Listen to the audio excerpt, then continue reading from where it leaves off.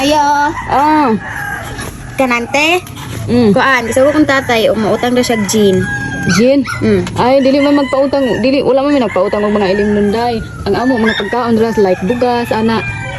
Ah, sige te. Te, Oh. mautang si nanay og 2 ka kilong bugas. Isugo kong nanay pautag 2 ka kilong bugas. Ah, o kana noon kay nagpautang mi og basta mga kuan o 2 ka kilo. Ah, pilang kilo? 50. Oh, 2 ka kilo 100 na. Salamat te, daghan na mig bugas. Ayo, palitan ka 2 ka kilong bugas. Aw, Pila man? tag 50 ang kilo. Ay, dili palitan na lang niyo tag 49 ang kilo. Oh, dara ang bugas. Ay, ayaw na te, kaya nakapalit ako ari. Te, papalita ko og gin. May day no?